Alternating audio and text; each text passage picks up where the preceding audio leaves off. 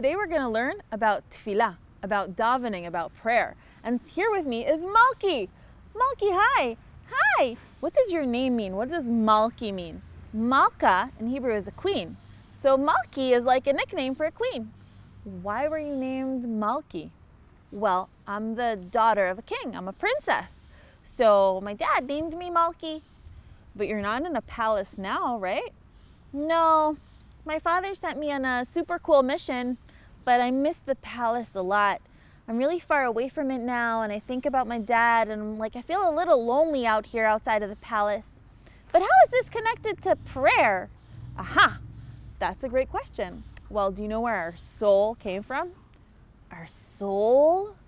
Yes, our soul came from God, the purest, most perfect soul. But it came down, down, down, level after level after level until it got into our body, into this world where we can't really see God all the time, but it's still pure and perfect. So when we pray, it's as if we're climbing back up that ladder, back to God.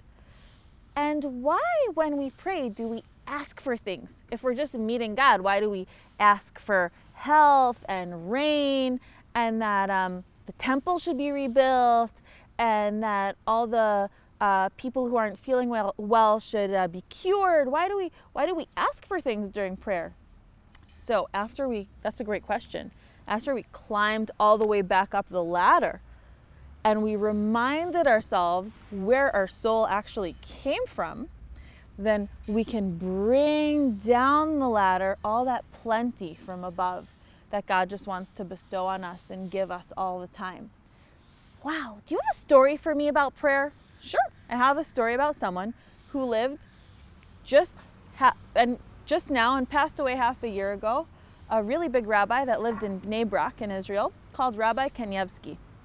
And he was a great scholar, and everyone wanted his blessings. And one day, his grandchild came to him and told him, "Grandpa, I'm going to Jerusalem to pray at the Western Wall, at the Kotel HaMa'aravi. Could you give me a bracha? Could you bless me before I go, before my journey to Jerusalem?"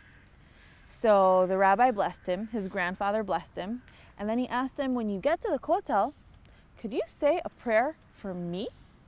What? The big rabbi, the grandfather, asked his grandchild to pray for him?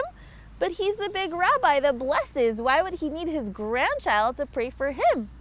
Well, as I explained, all our souls came from one place. So all our souls are actually connected. So you can pray for someone else and actually affect them positively.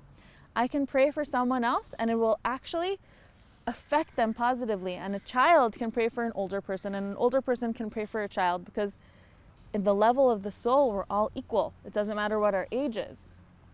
Wow, that's amazing. That's a truly special story. I can't wait to say my next prayer. And I can pray anywhere. That's correct. And actually anytime, in any language I know, because I could just speak to God all the time. That's totally right. And in Judaism, we have 3 prayers a day, in the morning, in the afternoon, and at night. And usually they're said inside of a shul, inside of a synagogue. So I hope that answered a few of your questions about prayer.